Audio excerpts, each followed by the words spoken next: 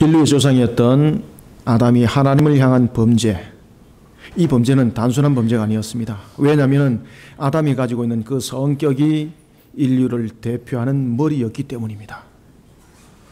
우리가 일반적으로 개인적으로 죄를 범하게 되면 그 한 사람의 죄에 해당이 되지만은, 그러나 아담의 그 범죄는 당시에 대표성을 가진 머리로서의 그 역할이었기에 그가 하나님께 범한 죄는 모든 인류의 죄가 되었던 것입니다.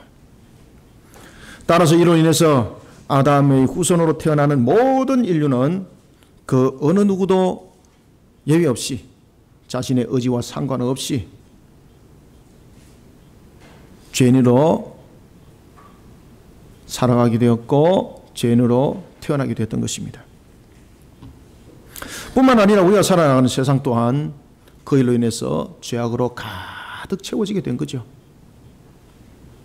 하나님께서는 이런 인류를 향하여서 은혜를 베푸셨습니다.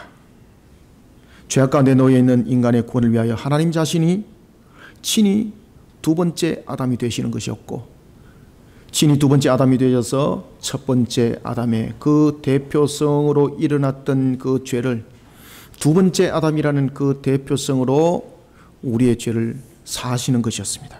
그것을 일명 대속이라고 말하는 겁니다.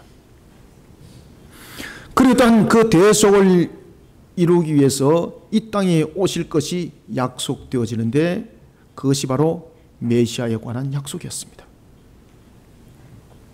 지금으로부터 약 한 2750년 전이었습니다. 오늘 읽었던 본문에 등장하고 있는 바로 이사야가 살아가고 있던 그 시대였습니다. 하나님께서는 이사야라는 한 선지자를 통하여서 이 땅 위에 구원을 어떻게 이룰 것인지에 관하여 약속의 말씀을 주십니다. 하나님은 말씀의 본체입니다. 따라서 하나님께서 우리에게 말씀을 주셨다는 것은 하나님의 속성상 필연적으로 성취할 수밖에 없다는 것을 우리에게 또한 설명하고 있습니다.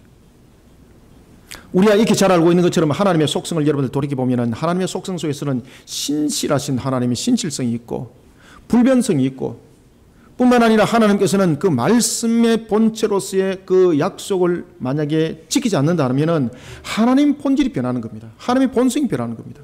있을 수 없는 이야기죠. 사람은 때로는 약속을 했다가 그 약속을 변개하기도 합니다. 그래서 사람들은 약속을 할 때에 항상 법적인 효력을 발생시키느냐 그러지 않느냐, 그것을 가지고 또한 법정에서 따지기도 합니다. 왜냐하면 사람은 변개할 수 있다는 거죠. 그러나 하나님은 그 자신이 말씀의 본체이신 그분이 그 스스로의 선포로 인하여서 주신 그 말씀은 어떤 관계 속에서도 1.1획도 변함이 없이 모든 것이 성취된다는 사실입니다. 2750년 전에 이사야를 통해서 주신 바로 메시아에 관한 그 약속의 말씀 또한 이 땅 위에 틀림없이 일어날 하나님의 약속이었습니다. 그러나 이러한 사실에 관해서 일반적으로 세상 속에 살아가고 있는 사람들은 이것을 하나님이라는 그 관념을 떠나고 이것을 종교적인 개념 속에서 그저 종교적인 속에서 행하는 하나의 형식에 불과한 것으로 사람들은 말하고 있으면서 또한 비아냥거리기도 합니다. 그러나 놀랄 사실은 그들이 비아냥거렸고 그들이 또한 종교적인 하나의 내용 속에 담겨져 있는 이야기의 스토리에 불과하다고 말했던 그 말, 그러나 하나님께서 말씀하셨던 그 약속, 2750년 전에 이사야를 통해서 하셨던 하나님의 그 말씀, 그 약속의 말씀대로 예수님께서 오셨습니다.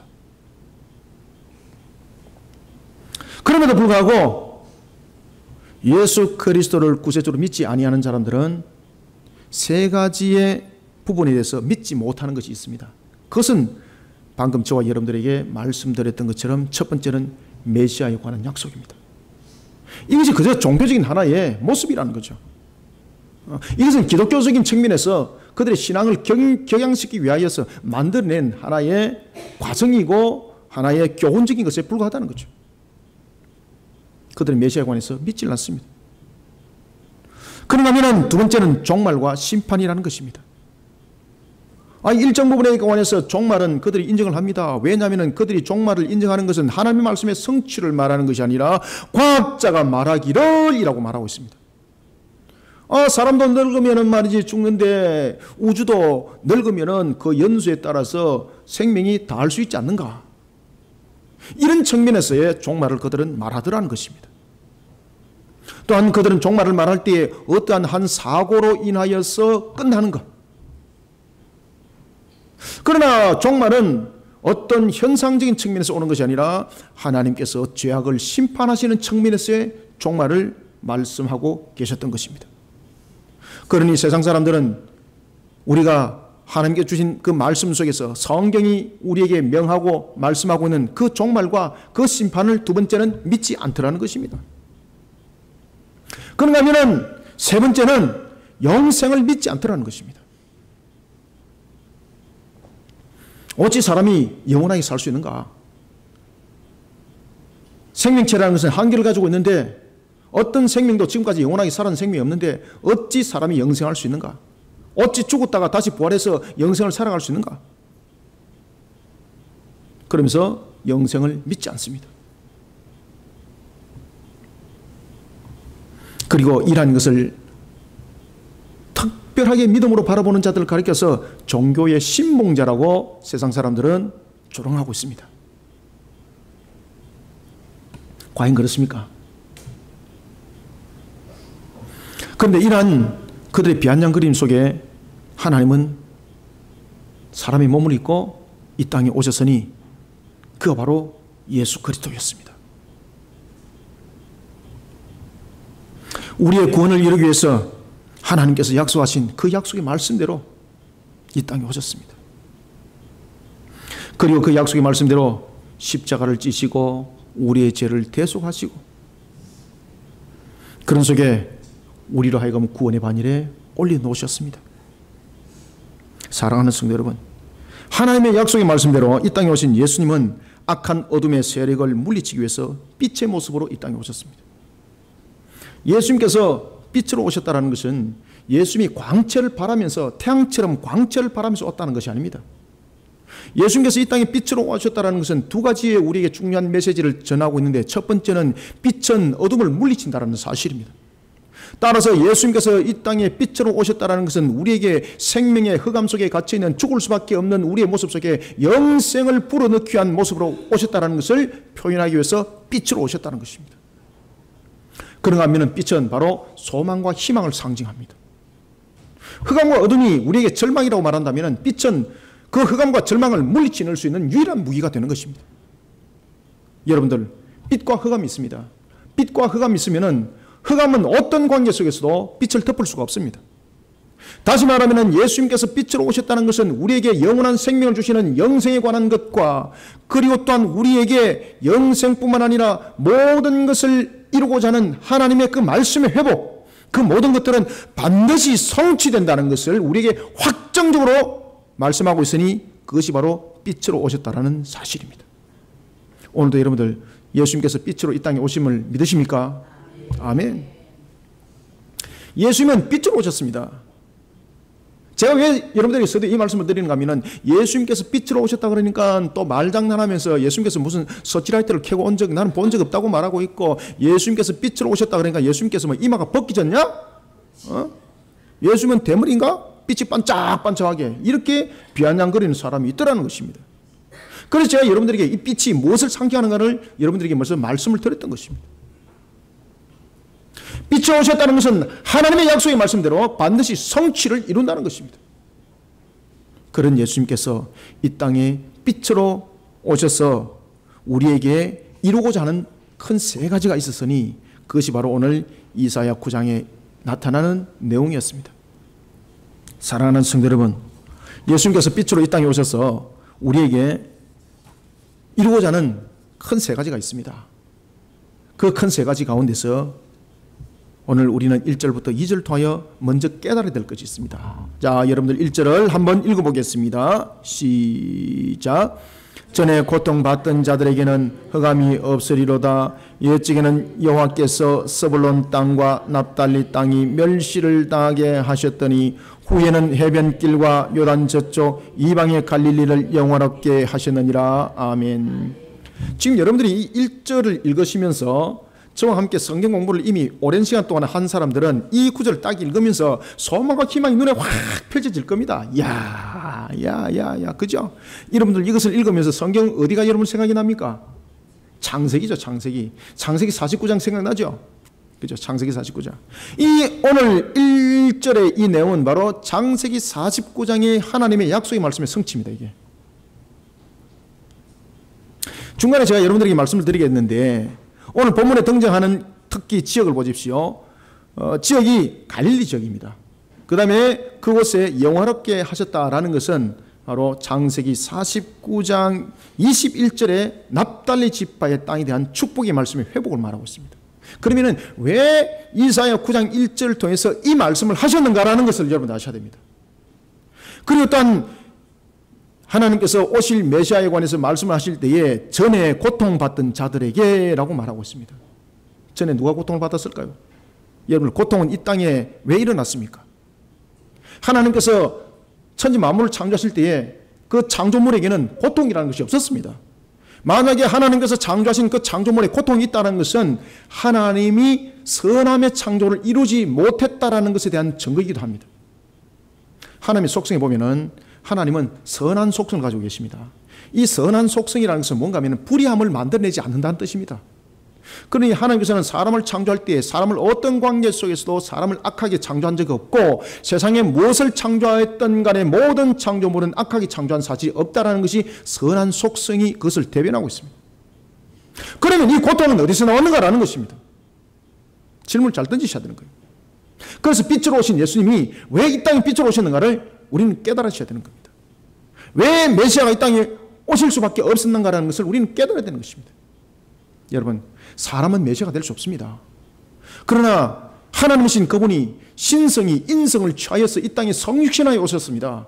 이것을 가리켜서 우리는 기적적 사건이라고 말하고 있는 겁니다. 그러면 예수님께서 왜 빛으로 성육신하여서 이 땅에 오셨는가라는 것입니다.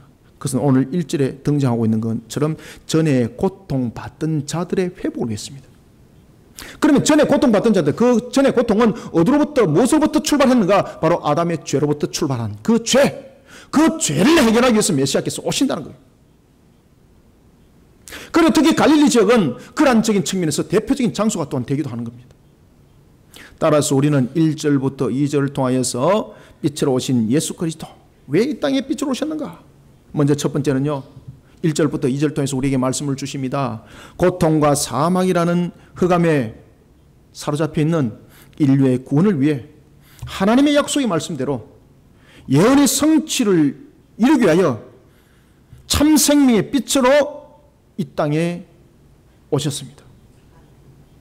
예수님께서는 여러분들 빛으로 이 땅에 오신 첫 번째 이유는 고통과 사망에 대해서 하나님께서 구속언약을 통하여 우리에게 약속을 하셨습니다. 뿐만 아니라 창세기 3장 15절을 통해서 그 구속언약이 어떻게 이루어질 것인가에 관해서 아담에게 말씀을 주었습니다.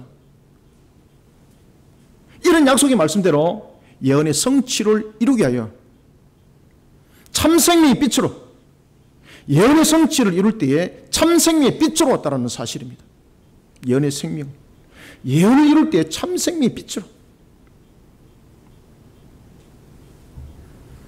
이스라엘은 여러분 보시면 12지파가 있습니다. 특히 이스라엘의 12지파를 형성했던 가장 큰 이유는 이 12이라는 것은 모든 족속들을 대표하는 숫자입니다. 그래서 이스라엘에 관한 내용들을 여러분 아시려면요, 숫자에 대한 상징적인 의미를 반드시 잘 아셔야 됩니다. 왜 하나님께서 12지파를 뒀는가? 여러분 1년에 달리기 몇 월 달까지 있습니까? 그렇죠. 12월 달. 다 그 이유가 있습니다. 특히 이스라엘의 지파를 12지파로 뒀다는 것은 인류를 향한 모든 하나님의 뜻이 그 속에 있다는 이야기입니다. 이스라엘의 12지파를 이루게 했던 한 조상이었던 야곱. 그도 또한 생명의 연수가 다 되어서 죽음을 눈앞에 두고 있을 때였습니다. 그때에 그는 죽음을 눈앞에 두면서 자신의 12아들을 부릅니다. 그리고 한 사람 한 사람 유언을 남깁니다. 그때 유언을 남긴 것을 가만히 이렇게 쳐다보니까 이것이 장차 일어날 미래의 사건에 관한 예언의 말씀이었고, 그리고 하나하나 따져보니까 이 12지파를 전부 다 종합적으로 딱 뭉쳐보니까 요한계시록이더라고요. 요한계시록이더라고요. 아시겠습니까? 뿐만 아니라 이 12아들에 관한 이 축복이 12지파에 대한 축복으로만 끝나는 것이 아니라 이것이 장차 일어날 사건에 관한 것에 대한 부분들을 전부 다 담고 있다는 것입니다. 그때에 아들을 하나하나 세워서 축복을 합니다. 로벤, 스불론, 레위 이래 축복을 합니다. 야곱의 네 번째 아들이었던 유다를 세워서 축복을 할 때였습니다. 그때에 하나님께서 야곱의 입을 열어서 이렇게 축복하도록 합니다. 창세기 49장 11절과 12절에 보면은 야곱의 네 번째 아들이었던 유다에게 하나님께서는 야곱의 입을 열어서 유다에게는 통치자의 왕권에 대한 축복을 줍니다. 그런데 이 유다에게 줬던 통치권의 왕권에 대한 축복은 일반적인 측면에서의 이 땅에서 왕에 관한 단순한 그런 축복이 아니었더라는 것입니다. 그 왕권에 대한 축복은 바로 인간의 구원을 이루기 위한 메시아에 직접 관계되는 그런 약속의 말씀이었습니다. 그리고 이제 10번째 아들 차례가 되었습니다. 10번째 아들의 이름은 납달리였습니다. 성경에 보면 납달리는 그렇게 뛰어난 그런 어떤 내용들을 가지고 있지 않습니다. 그렇지만 이 납달리가 굉장히 혈기가 왕성합니다. 아주 민첩하고 말입니다. 이 10번째 아들이었던 납달리에게 창세기 49장 21절 통해서 하나님께서 야곱의 입을 열어서 축복을 하도록 하고 예언의 말씀을 줄 때 두 가지의 말씀을 줍니다. 첫 번째는 노인 암사슴이었고 두 번째는 아름다운 소리였습니다. 도대체 이게 뭔가 말입니다. 그 아들들이 축복을 받을 때는 그 상황들을 몰랐지만 그들이 나중에 가나안 땅에 살아가고 있고 그리고 또한 예수님이 살아가던 그 시대에 이 축복이 무엇인가를 알게 되었습니다. 바로 메시아가 이 땅에 오셔서 무엇을 어떻게 할지에 관한 축복이 바로 납달리에 관해서 내려졌던 축복이었습니다. 따라서 납달리에게 주어졌던 노인 암사슴이라는 축복은 바로 죄와 사망으로부터의 자유를 성취할 것에 대한 축복이었고, 그리고 또한 아름다운 소리는 이와 같이 죄와 사망의 사슬 가운데 놓이는 이들이 해방을 어떻게 받는가? 아름다운 소리로 받는다는 거죠. 바로 복음이었습니다. 복음을 통해 죄와 사망으로부터 건짐을 받을 것을 약속했습니다. 이로부터 그들이 애굽에서 430년이라는 종살이를 살아가게 됩니다. 그들이 또한 430년의 종살이를 살아가는 것은 그들이 430년 동안 능력이 없었기 때문이 아니었습니다. 하나님께서 이미 그들의 믿음의 조상이었던 아브라함을 통해서 이미 약속을 하셨습니다. 아브라함을 통해서 하나님께서는 어떤 약속을 하셨는가 하면 너의 후손들이 큰 민족을 이룰 건데 그들이 큰 민족을 이루기 전에 먼저 430년 애굽에서 400년의 종살이를 할 것을 먼저 말씀을 하십니다. 그러면 하나님께서는 왜 다른 것도 아니고 애굽에서 400년이라는 종살이를 말씀하셨을까라는 것입니다. 그 당시에 이스라엘이라는 이 족속이 큰 민족을 이루기 위해서는 애굽이라는 하나님께서 허락하신 그곳만이 큰 민족을 형성할 수 있는 그런 조건이 되었던 것입니다. 여러분, 종은요 권한이 없습니다. 종은 두 가지를 형성할 수 없습니다. 첫 번째는 소유를 형성할 수 없고 두 번째는 혈통을 형성할 수 없습니다. 종은 자신이 혈통을 주관해서 결혼하는 것이 아니라 주인이 결혼을 시켜서 결혼하는 겁니다. 따라서 종에게는 혈통이 없습니다. 그러나 놀랍게도 그들은 430년이라는 종살이를 통해서 유대의 민족들의, 이스라엘의 민족들의 그 혈통을 이어가는 겁니다. 놀랍도록 하나님의 약속의 말씀대로 말입니다. 그들은 비록 종살이에 430년이 있었지만은 그런 하나님의 말씀대로 민족의 혈통을 잃어버리지 아니하고 그리고 또한 믿음을 잃어버리지 아니하고 430년의 종살이를 통해서 약 한 300만에 이르는 놀라운 인구의 급성장을 가지게 됩니다. 그래서 그들이 430년 만에 출애굽했을 때에 이스라엘의 혈통을 가지고 있는 군사로서 쓰임받을 수 있는 남자 장정 20세에서 50세 미만의 남자 장정만 60만 3,550명이었습니다. 대단하죠? 이것을 역사로 우리가 바라보면서 이것을 다시 한번 산출을 해보면은 그 당시에 이스라엘의 지파들의 전체적인 개수는 약 한 300만이라는 것이 나타나게 되는 것입니다. 이 모든 것들이 하나님의 약속의 말씀대로 모든 성취가 일어났던 것입니다.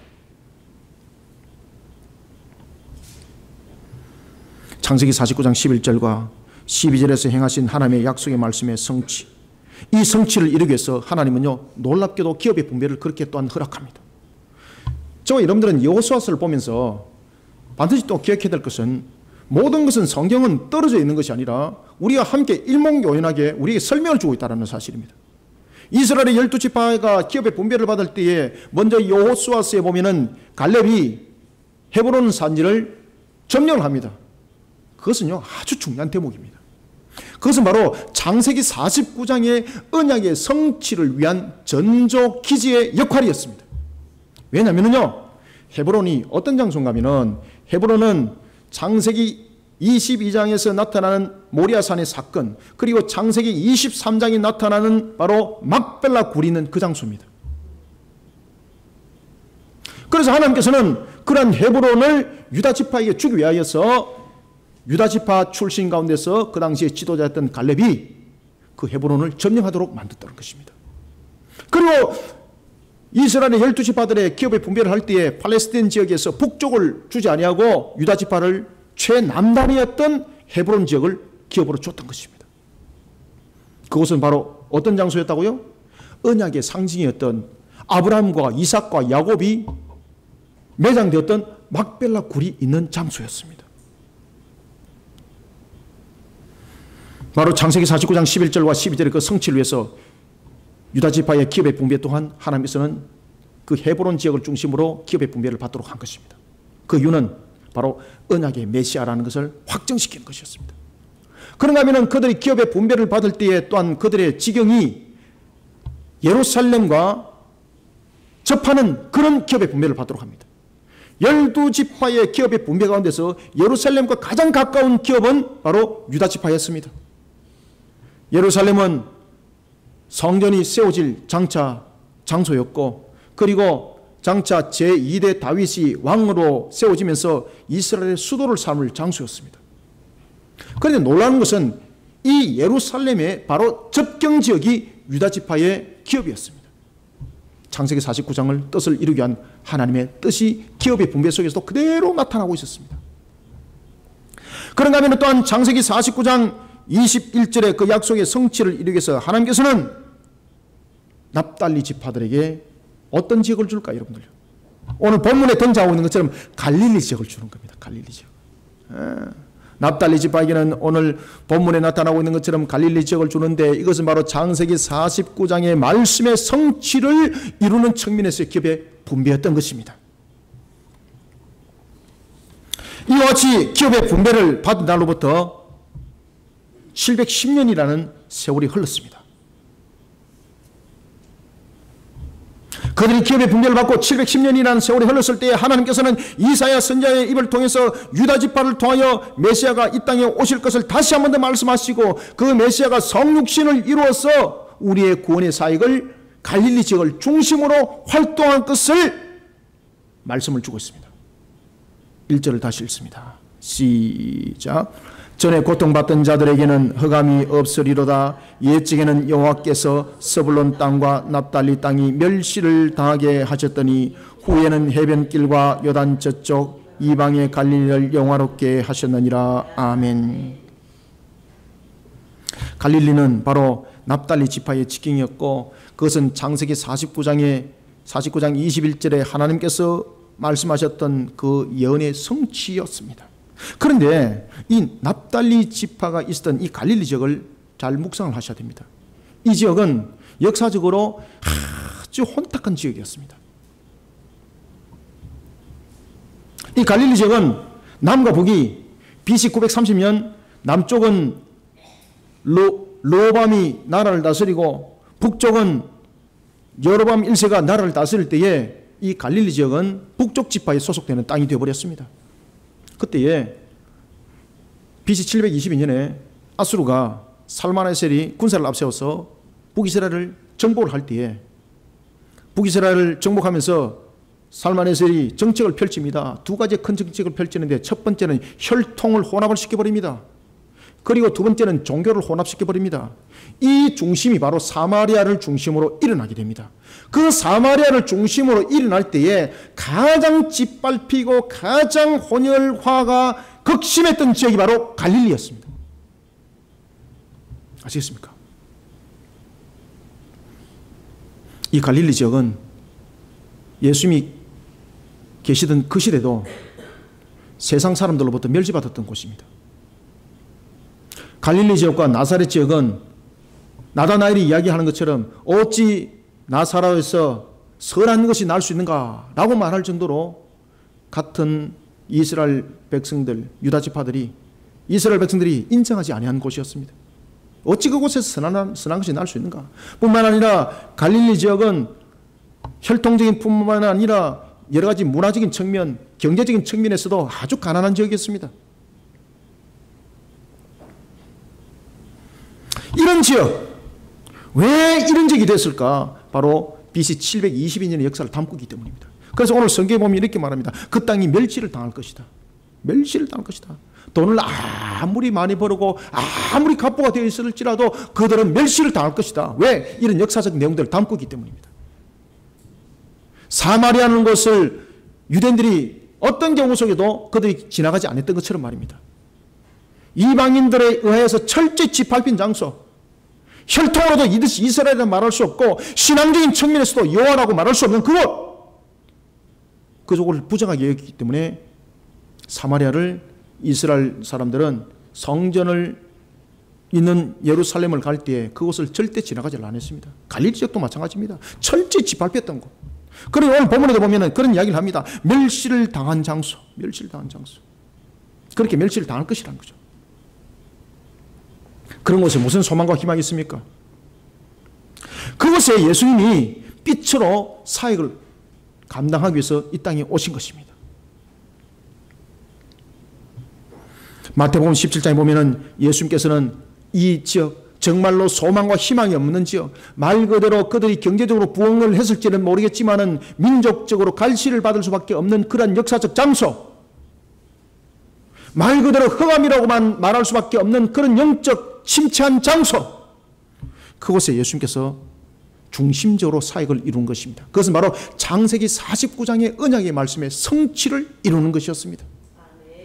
어떤 분들이 묻습니다. 왜 예수님께서는 예루살렘에 가서 바로 활동을 하지 아니하고 왜 공생애를 갖다가 갈릴리를 중심으로 했습니까? 라고 물으면은 창세기 49장을 가지고 이런 답을 하셔야 됩니다.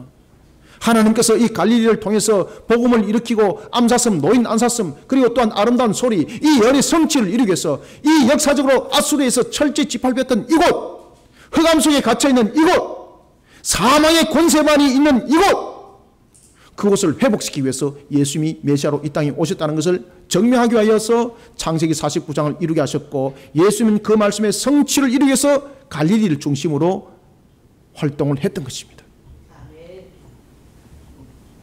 마태복음 17장이 그것을 잘 우리에게 가르쳐주고 있습니다. 사랑하는 성도 여러분, 예수님은 인간의 죄로 인하여서 고통과 사망이라는 흑암 가운데 놓여있는 인류의 구원을 이루기 위해서 하나님의 약속의 말씀대로 이 땅에 오신 메시아입니다. 이 땅에 살아가고 있는 사람들은 제각각의 모습으로 살아갑니다. 그렇지만 사실은 빛을 잃은 사망의 세월을 살아가고 있다는 것을 깨달아야 합니다. 그런데 이것을 사람들이 깨닫지 못합니다. 왜냐하면 이미 흑암 속에 가려 있기 때문입니다. 그래서 예수님이 이 땅에 빛으로 오셔야 되는 겁니다. 그래서 예수님께서 이 땅에 빛으로 오셨고, 그리고 갈릴리 지역, 소망과 희망을 잃어버린 갈릴리 지역에 예언의 말씀대로 가셨던 것입니다. 그런 예수님께서는 부활하셔서도 다른 곳으로 가지 아니하시고 갈릴리에서 예수님의 제자를 만나기를 원했고, 그곳에서 예수님의 제자를 만난 것은 바로 이런 이유 때문입니다. 사람들은 이러한 사실을 알지 못하고 살아가고 있습니다. 그렇지만 예수는 이러한 사실을 우리로 하여금 빛을 통해서 알게 하셨고, 또한 우리로 하여금 이러한 사실을 깨달은 것으로만 아는 것이 아니라 이러한 참 생명의 빛으로 소망 있는 삶을 살아가는 자가 되도록 우리의 또한 역사를 일으켰습니다. 예수님은 빛일 뿐만 아니라 이 빛을 통해서 죄인을 구원하셨고, 죄인을 구원한 것만이 아니라 우리로 하여금 하나님의 약속의 말씀의 성취가 무엇인지를 확실하게 우리에게 조명해 준 것이 바로 빛으로 오신 예수님의 모습이었습니다. 사랑하는 성도 여러분, 예수 그리스도를 구세주로 믿는 믿음으로 우리는 이미 천국 백성이 되었습니다. 예수님께서는 이 땅에 빛으로 오셔서 우리를 천국으로 인도할 하나님의 약속의 말씀을 성취하셨습니다.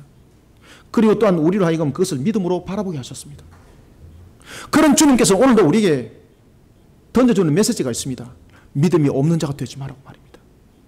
우리는 이미 빛의 자녀가 되었습니다. 그러니 마태복음 5장에서도 보면 예수님께서 산상수훈을 통해서 말씀을 줄 때에 어떤 말씀을 들고 노십니까? 너희들은 이미 빛인데 왜 빛으로서의 그 빛을 발하지 못하느냐 이 말입니다. 너희들은 이미 소금인데 왜 너희들은 소금으로서 그 값을 다하지 못하는가 이 말입니다.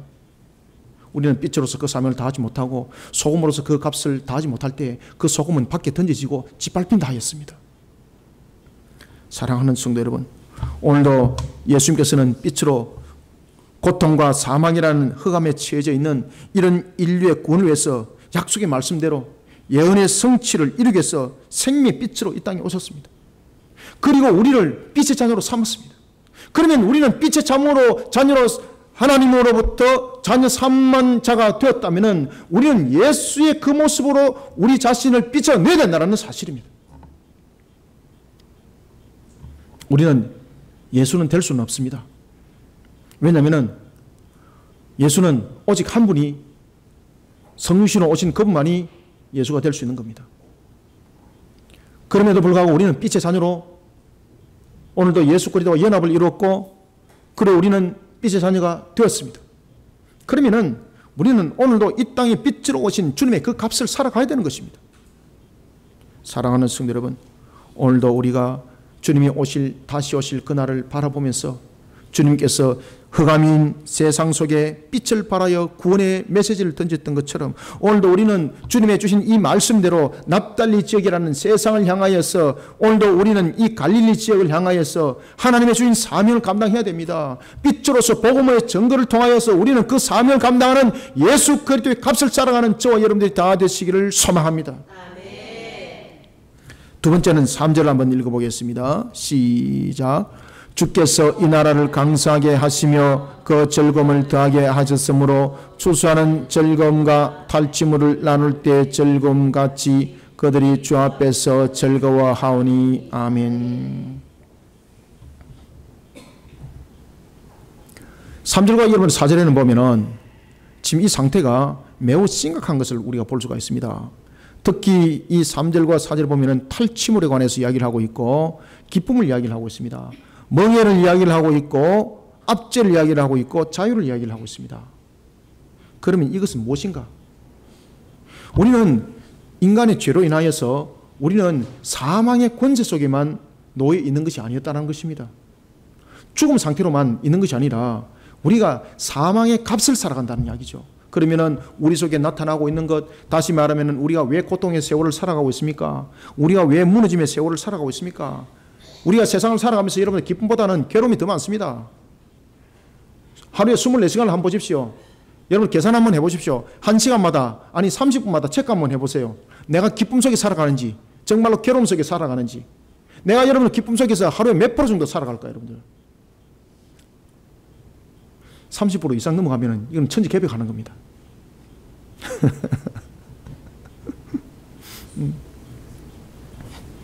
우리는 때로는 기뻐서 웃다가도 속으로는 근심하고 있습니다. 그러니 진정한 기쁨이라는 것은 우리 속에 없다라는 이야기입니다. 왜 예수님께서 여러분 빛으로 오셨을까요? 이 문제를 해결하기 위해서 왔습니다. 바로 3절부터 5절은 우리에게 두 번째 왜 예수님께서 빛으로 오셨는가? 첫 번째는 우리에게 1절부터 2절 통해서 우리의 구원의 생명에 대한 빛으로 오셨다면은 두 번째는요 우리에게 빛으로 오신 이유는 3절부터 5절은 말하고 있습니다. 빛으로 오신 예수님은 세상에서 마치 포로된 자와 같이 되어버린 하나님의 백성에 대한 고통의 멍에 그 고통의 멍에를 제거하며 그가 최종 승리자가 되어서 은혜의 때를 살아가도록 은혜를 베푸시기 위해서 빛으로 오셨습니다. 은혜의 때를 살아가도록 하기 위해서 말입니다. 여러분 하나님께서는 이사야 선지자를 통해서 슬픔과 절망이 휩쓸어버린 그런 갈릴리 지역에 대해 전쟁과 압제의 사슬을 끊고 즐거움이 그들의 삶을 압도할 것을 약속합니다. 우리가 지금 괴로움을 당하고 있습니다. 슬픔을 당하고 있습니다. 그런데 이 괴로움과 슬픔을 잊을 정도의 즐거움, 이것은 여러분들 상상을 초월하는 겁니다. 우리가 예를 들어서 봅시다. 농부가 추수의 결실을 거둡니다. 그때에 농부가 추수의 결실을 거둘 때에 내가 1년 속에서 여러 가지 어려운 상황들 당했습니다. 힘들었던 상황도 있었고, 그 다음에 농사를 짓다가 어떤 측면에서는 자신이 위협을 느끼는 상황도 있었고, 정말로 내가 왜 이렇게 있지라고 자신의 현실을 한탄할 정도로 그런 어려움도 겪으면서 한 해의 농사의 결실을 맺을 때에 이 모든 것을 잊어버리기 위해서는요, 자신이 상상했던 그 이상의 수확이 거둬질 때에 그 자신의 수고를 잃어버린 겁니다. 여인이 임신을 했습니다. 아이를 출산합니다. 아이를 출산할 때 여인들의 공동적인 의견이 뭔가 하면 다시는 아이를 낳지 않겠다는 겁니다. 왜? 그 고통이 너무 심하기 때문에. 그런데 아이를 낳아서 그 아이를 가슴에 안는 순간 생각이 달라진다는 거예요. 왜? 그 고통을, 이 아이가 그 모든 고통을 삭혀주기 때문입니다. 왜? 그 고통보다도 더 큰 기쁨이 되기 때문이에요. 그러면서 또 다음에 또 출산하는 거예요. 오늘 여기서 말하고 있는, 본문에서 말하고 있는 압도할 기쁨이라는 것은 지금까지 당했던 슬픔, 그 절망, 그 모든 것을 잊어버릴 수 있는 그러한 압도적인 것입니다. 심지어 전쟁에서 승리하여 승리의 전리품을 나누며 전쟁의 상처를 입고 기쁨을 만끽하는 그런 모습의 회복. 여러분, 이스라엘의 역사를 잠깐 되돌아보면 이스라엘의 왕이 세워지기 전까지 하나님께서는 그들에게 사사시대를 허락합니다. 사사시대 때는 말 그대로 이 사사들이 나라를 이끌어갔는데, 이 사사는 어떤 제도 속에서 세워진 것이 아니라 그 사건 때마다 필요에 따라 하나님께서 그 사건마다 세웠던 그런 사역자였습니다. 그래서 사사인 겁니다. 이런 사사들을 우리가 사사기를 통해서 보면은 총 사사가 12명으로 등장합니다. 첫 번째 사사는 온니엘이고 마지막 사사는 우리가 사사기 보면은 삼손으로 나타납니다. 그러나 이스라엘의 역사를 조금 더 우리가 보다 더 넓게 조명을 해보면은 이스라엘 사사는 12이 아니라 13이라는 것을 알 수가 있습니다. 왜냐하면은 마지막 사사는 삼손이 아니었고 사무엘이었기 때문입니다.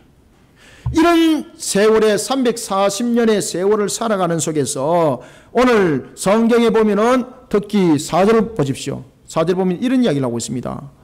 이는 그들이 무겁게 맨 멍에와 그들의 어깨의 채찍과 그 압제자의 막대기를 주께서 꺾으시되 미디안의 날과 같이 하셨음이니라. 아멘. 그럼 이 미디안의 날은 뭔가? 이 미디안의 날은 바로 13명의 사사 가운데서 등장하였던 사사기 6장과 7장에 등장하는 기돈을 말하고 있습니다. 기돈이 그 당시에 사사로 있을 때에 그는 처음부터 사사가 아니었습니다. 미디안이 7년 동안 이스라엘을 다스리고 괴롭히는데 얼마나 강력하게 다스렸는지 그 당시에 기돈도 타작을 할 때 말입니다. 사사기 보면은 타작을 할 때에 미디안이 눈에 띄지 않도록 숨어서 집 안에서 타작했습니다. 누가 말입니까? 기돈이 그런 사람이었습니다. 능력이 없죠. 그래서 여기서 미디안의 날이라는 것은 하나님께서 기돈을 세워서 어떤 역사를 일으키는가 보라는 겁니다. 심지어 그는 미디안이 두려워서 타작도 마음대로 하지 못하고 집에서 숨어서 소리도 크게 나면 안 되니까, 왜? 들키면 다 뺏기니까. 미디안이 너무 두려웠어. 그래서 자신이 그것을 지켜나갈 힘이 없으니까 숨어서 타작할 수밖에 없는 그런 사람이 기돈이었습니다. 그러나 하나님께서는 그러한 기돈을 부릅니다. 그리고 기돈은 하나님께 기도합니다. 내가 정말로 하나님으로부터 부름을 받은 것이 맞습니까? 그러면서 손뭉치 사건, 이슬이 묻게 하고 또한 마르게 하는 그런 손뭉치 사건, 하나님께서 그 기도 그대로 응답하십니다. 그를 사사로 부릅니다. 그리고 그를 통해서 하나님께서는 강력한 미디안을 마치 마른 막대기를 분질러듯이 다 분질러 버립니다. 그때 기도원이 사용했던 무기는 아무것도 없었습니다. 우리가 사사기를 보면 그가 사용했던 것은, 하나님께서 허락했던 것은 딱 세 가지 있는데, 하나는 횃불이었고 하나는 뿔나팔이었고 하나는 항아리였습니다. 창과 칼이 아니었습니다. 그러나 그 전쟁은 미디안의 말 그대로 그 진영이 아전 이수의 모습이 그들의 충돌로 인하여서 완전히 그냥 싸그리 그냥 정리되어 버리는 그런 역사 하나님께서 일으켰던 것입니다. 그런 미디안의 날, 심지어 하나님께서는 그들을 그것이 불쏘시개 타듯이 완전히 다 태워버렸습니다. 그래서 오늘 본문에 등장하고 있는 이 4절의 미디안의 5절의 미디안의 날, 그리고 또한 4절에서 5절에서 함께 연결해주고 있는 것은 모든 것이 미디안의 사건들을 다루고 있는 것입니다. 이것은 무엇을 말하고 있습니까? 그 압제당하고 그 고통 속에 그 강력한 미디안을 하나님께서는 물리치면서 최후의 승리자를 이스라엘로 삼았다는 것입니다. 이 예언의 말씀을 왜 메시아가 오시는 예수님께 이 말씀을 줬는가라는 것입니다. 그것은 예수님께서 빛으로 오셔서 우리의 이런 최후의 승리를 거두게 한다는 것입니다. 하나님께서는 우리에게 예수님이 오셔서 사사기에서 나타나고 있는 것처럼 미디안의 날처럼 우리에게 최후의, 다시 말하면 우리가 지금까지 당했던 고난과 고통을 모든 것을 이겨나갈 만한 그러한 승리, 완전한 승리, 그 완전한 승리를 성취하게 만든다는 사실입니다. 사랑하는 성도 여러분, 죄악으로 빚어진 이 땅에서의 고통과 같은 압제는 세상의 어떤 방법으로도 벗겨낼 수 없습니다. 우리가 살아가는 세상, 왜 범죄가 끊이지 않습니까? 우리의 삶이 왜 마치 반복되듯이 고통 가운데 여러분 살아갈까요? 그 근본의 원인은 다른 곳에 있지 않습니다. 바로 인간의 죄, 그로 인한 세상의 결론 때문입니다. 어떤 사람은 부유하게 살아가고 있습니다. 어떤 사람은 손대는 것마다 번성합니다. 부럽습니까? 네. 그러나 여러분들, 이러한 모든 사람들에게도 어떤 사람에게도 예외가 없이 적용되어지는 것이 있는데, 그것은 모든 사람은 죄의 근본 속에 전쟁의 때를 살아가고 있다는 것을 아셔야 됩니다. 세상에서 최고의 부자도 전쟁의 때를 살아가고 있습니다. 세상에서 제일 가난한 사람도 전쟁의 때를 살아가고 있습니다. 그런데 놀랍게도 예수 그리스도를 구세주로 믿고 있는 그 믿음 속에 살아가는 자들은 전쟁의 때를 살아가는 것이 아니라 은혜의 때를 살아가고 있다는 것입니다. 그러면 여러분, 세상에서 누가 제일 부러운 자입니까? 물질을 많이 가지고 손대는 것마다 잘 되는 사람이 제일 부러운 사람이 아니라 예수 그리스도를 구세주로 믿는 바로 우리들, 모든 것에 있어서 최종적인 승리자가 되게 하였던 우리들, 바로 우리가 세상에서 가장 부러운 자들입니다. 왜냐하면 우리는 은혜의 때를 살아가고 있기 때문입니다. 예수를 구세주로 믿지 않는 자들은 전쟁의 때를 살아가고 있는 사망의 때 속에 놓여 있지만은, 우리에게는 하나님께서 구원만 이루게 하실 뿐만 아니라 우리 하여금 복락에 대한 축복을 함께 줬던 은혜 때를 살아간다는 사실입니다. 그런데 놀라운 것은 이것이 천국에서만 이루어지는 것이 아닙니다. 이 땅에서 이루어집니다. 그렇기 때문에 예수님께서 항상 우리에게 마태복음을 통해서도 산상수를 통해서 두 가지의 이런 말씀을 줬습니다. 믿음이 있는 자가 되어라. 너가 믿음을 가지고 이 산들어 저 바다로 옮기질지어다라고 말하면 옮기질 것이다. 뿐만 아니라 너가 구할 것은 너의 필요와 너의 당장의 어떤 요건을 구하지 말고 하나님의 나라와 그 의를, 믿음을 가지고 구하라. 그러면은 아버지가 아들에게 정답을 주겠느냐? 독사와 같은 뱀을 주겠느냐? 아니다. 이미 너의 모든 필요한 것을 아시는 내가, 아버지가 너가 가장 필요한 것을 가장 좋은 것으로 줄 것이니 너는 먼저 그의 나라와 그의 의를 구하라. 이것을 믿는 자가 되어라. 이 믿음으로 우리는 은혜 때를 살아가야 되는 것입니다. 그런데 이 믿음으로 은혜 때를 살아가지 못하니까 이미 하나님께서 우리에게 마치 창세기 22장의 모리아 사건처럼 한 숯불에 걸린 양처럼 이미 예비해 놓은 것도 우리는 찾아가지 못하고 있는 그런 어리석음의 때를 살아가고 있는 겁니다. 속된 말로 말하면 세상 사람들이 살아가고 있는 전쟁의 때를 함께 살아가고 있는 거예요. 바보같이 말이에요. 그러니 주님께서는 그것을 모리아산의 그 사건에 대한 성취, 은혜의 때를 어떻게 살아가야 되는지를 우리에게 이미 답을 주고 있고, 그것을 하도 모르니까 예수님께서 뭐라고 말씀하십니까? 믿음 있는 자라고 되라고 말씀을까지 줬는데도 불구하고 그 믿음대로 못 서가 있으니까 우리가 마치 은혜 때를 살아가고 있는 자가 마치 전쟁의 때를 살아가고 있는 것 사람처럼 살아가고 있더라는 것입니다. 바보같이 말입니다. 사랑하는 성도 여러분, 우리가 세상 사람들에게 자랑할 것이 있다면 그것은 그들이 알지 못하는 은혜 때를 살아가고 있다는 사실입니다. 세상 사람들은 죽음의 재물을 모아서 참으로 하나님의 영광 가리는 일에 그들은 사력을 다하지만은 빛으로 오신 예수님께서는 이미 우리로 하여금 은혜 때를 살아가는 축복을 우리에게 줬습니다. 그러니 우리로 하여금 은혜 때를 어떻게 살아가고 있는가, 그리고 또한 우리로 하여금 은혜 때를 어떻게 살아가야 되는지를 또한 여리고성의 저돌 통해서도 가르쳐줬다는 사실입니다. 여러분, 여리고성의 전투, 여호수아서 6장 20절에 나타나고 있는 것처럼 우리 속에는 환경의 여리고성이 있습니다. 뿐만 아니라 물질의 여리고성이 있습니다. 무너지지 아니할 것만 같은 고난의 고통의 여리고성이 놓여져 있습니다. 어찌 저것을 내 능력으로 헤쳐나갈 수 있을까라는 여러 가지 조건의 여리고성이 있습니다. 그 속에 우리는 넘어지는 자가 되지 않길 바랍니다. 최종 승리는 주님께서 우리에게 이미 허락하셨습니다. 은혜 때를 살아가십시오. 믿음 없는 자가 되어서 전쟁의 때를 살아가지 마시고 절망의 때를 살아가지 마시고 믿음으로 바라보면서 모리아산의 역사를 보십시오. 아브라함이 믿음의 조상으로 하나님으로부터 칭함을 받을 때에 처음부터 그의 눈에 모리아산의 수풀에 걸린 한 양 보이질 않았습니다. 하나님의 말씀에 믿음으로 순종하고 그 말씀을 직접 그가 집행했을 때에 그의 눈에 수풀에 걸린 양이 보였던 것입니다. 이미 하나님께서 예배해 놓은 것인데 말입니다. 그전에는 보이질 않았던 것입니다. 왜 그럴까요, 여러분들? 주님께서는 우리에게 답을 주고 있습니다. 이미 우리는 예수 그리스도 안에서 이미 우리는 은혜 때를 살아가고 있는 자들입니다. 그런데 우리에게 왜 수풀에 걸린 한 양이 안 보일까요? 믿음으로 행하지 않기 때문입니다. 빛으로 오신 주님께서 이미 모든 것을 성취하시고 이루셨는데, 은혜 때를 우리에게 이미 허락하셨는데 우리는 그 은혜 때를 놓쳐버리고 있습니다. 그러면서 세상 사람들과 똑같은 것 붙잡고 있습니다. 사랑하는 성도 여러분, 빛으로 오신 예수 그리스도는 인간의 죄악으로 인한 그 근본을 이미 해결하셨습니다. 따라서 우리는 예수님께서 빛으로 이루신 그 성리를 창세기 22장 13절의 말씀처럼 하나님을 향한 그 믿음으로, 하나님을 향한 그 믿음으로 우리 숯불에 걸린 그 한 양을 취하는 성도들이 되시기를 축원합니다. 아멘.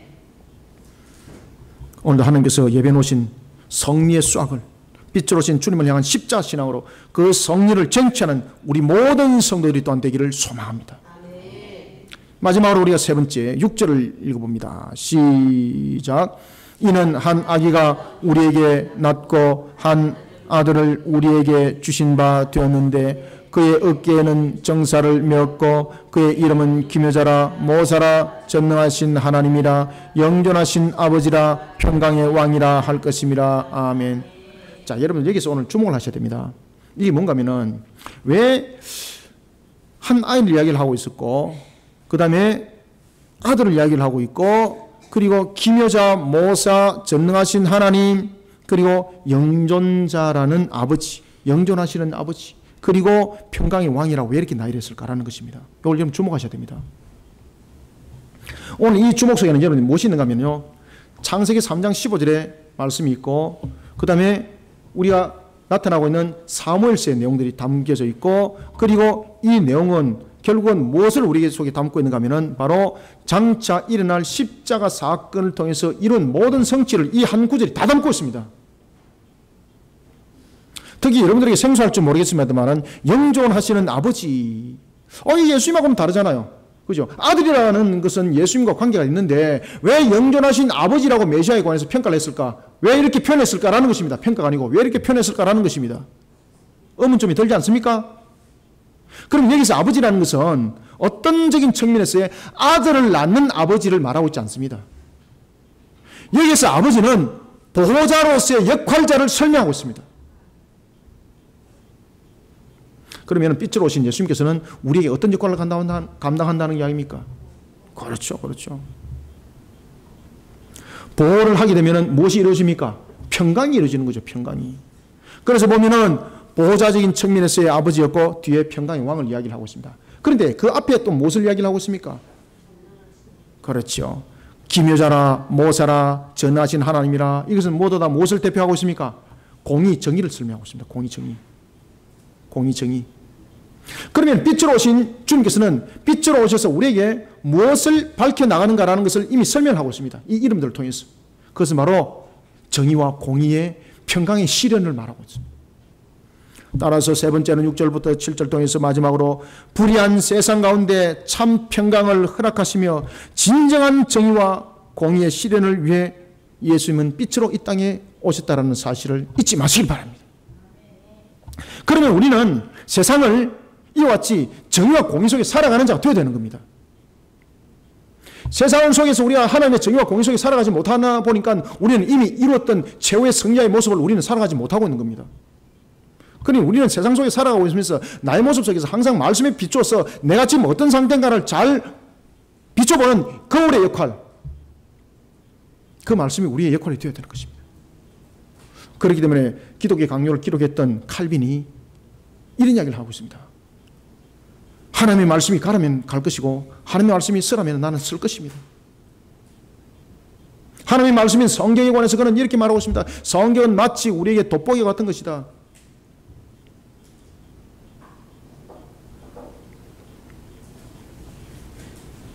여러분, 하나님께서는 오실 메시아의 탄생과 통치에 대하여 이사야로 하여금 두 가지를 예언하도록 합니다. 그것은 6절에 나타나는 한 아이고, 그 다음에 두 번째는 7절에 다윗의 왕자입니다.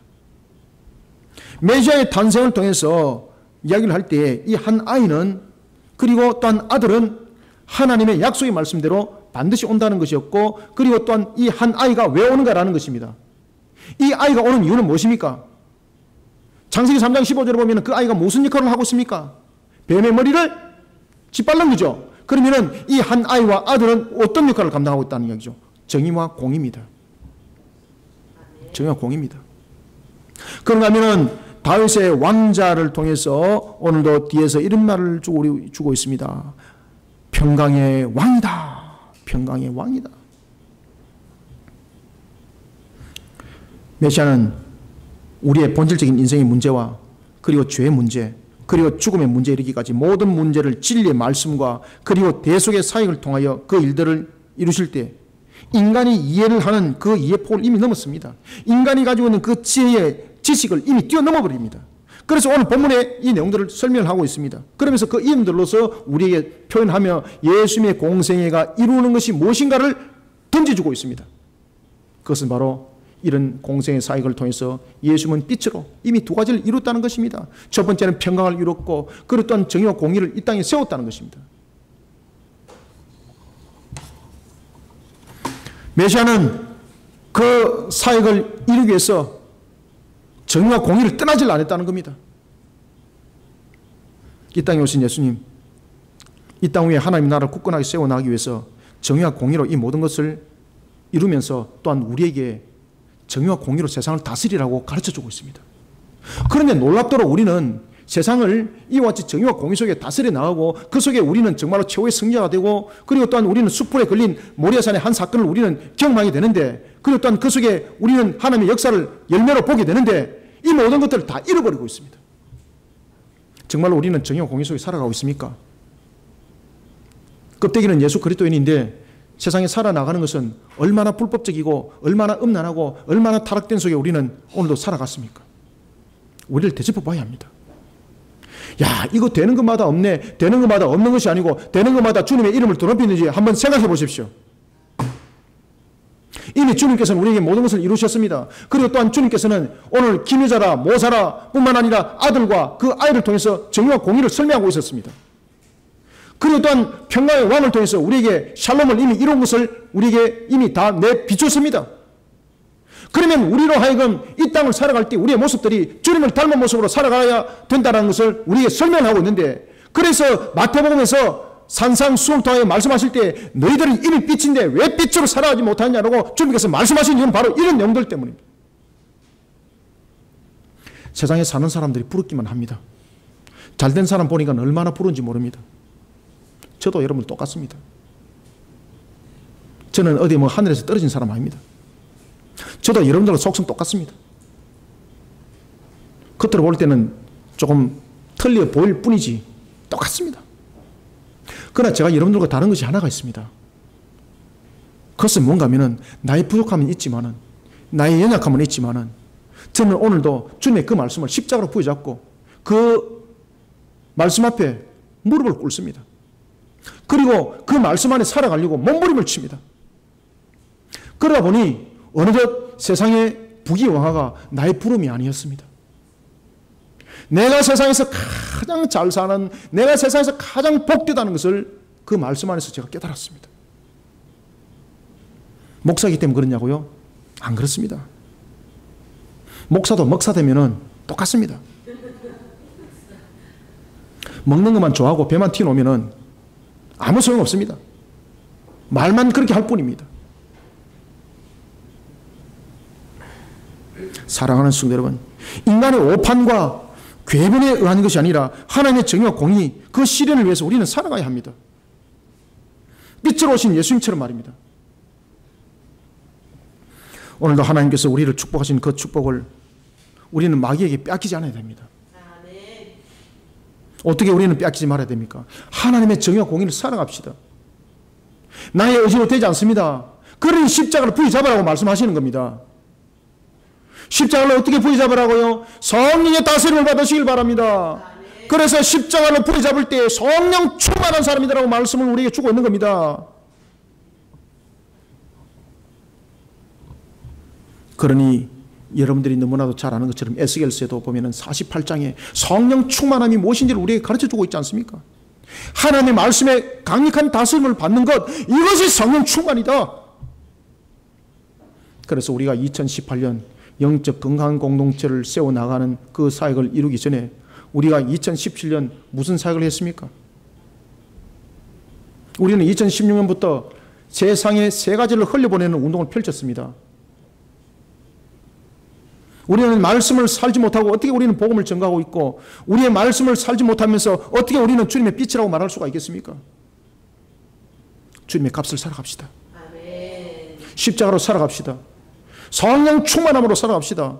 하나님의 말씀을 지키면서 살아갑시다. 아멘. 그런 속에 오늘도 세상이 부러워하는 그런 은혜의 때를 살아가는 우리 모든 성도들이 되는 저와 여러분 되기를 주님의 이름으로 축원합니다. 아멘. 말씀을 맺겠습니다.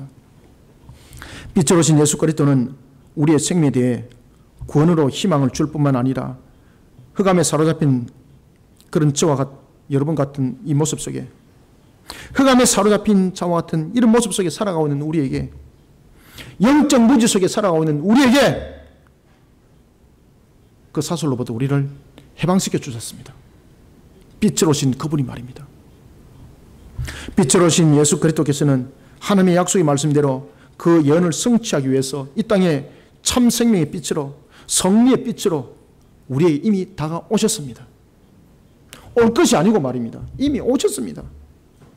사랑하는 성도 여러분, 우리는 빛으로 세상에 오신 예수 그리스도를 통하여 세상을 은혜의 때를 살아가는 자들이 되어야 합니다. 하나님은 우리로 하여금 세상의 환경과 삶에 대해서도 마치 포로된 자처럼 살아가기를 원치 않습니다. 빛으로 오신 예수님께서 이미 이루신 그 성리를 우리는 여리고성 전투의 성리처럼, 그리고 모리아 산의 아브람처럼 성리의 시대를 살아가야 합니다. 믿음 있는 자 되십시오. 예수의 값을 살아갑시다. 예수님께서 이 땅에 빛으로 오셨습니다. 사랑하는 성도 여러분, 세상을 빛으로 살아가는 예수님을 닮은 성자가 되어 주님 앞에 영광을 높이고 이 땅 위에 주님의 그 값으로 살아가다가 하나님께서 우리에게 말씀하시기를 참으로 기뻐한다 내 딸아 내 아들아, 주님의 음성이 오늘도 영적으로 들리신 속에 또한 소망의 십자가를 바라보면서 힘있게 달려가는 저와 여러분들이 되기를 주님의 이름으로 축원합니다. 살아계신 아버지 하나님, 주께서 오늘도 우리에게 은혜를 다하여 주시고 영육간의 강건함을 다해 주시니 감사합니다. 우리로 하여금 빛으로 오신 주님의 때를 살아가게 하셨습니다. 이미 우리는 은혜의 때를 살아가고 있습니다. 그럼에도 불구하고 이미 은혜의 때를 살아가지 아니하는 것처럼 어리석음 속에 살아가고 있는 우리의 모습들, 이 시간에 모습을 뒤바꿔 주시옵소서. 성령의 사람으로 우리의 모습을 되바꿔 주시옵소서. 말씀에 충만한 사람으로 우리의 모습을 되바꿔 주시옵소서. 십자가의 삶을 살면서 우리의 모습들을 되바꿔 주시옵소서.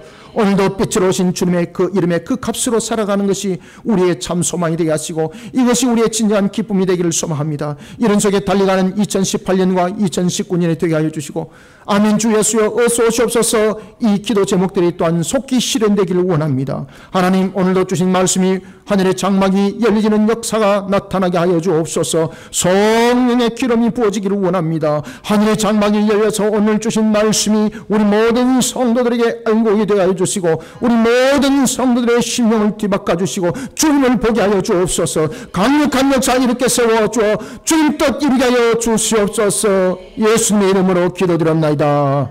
아멘.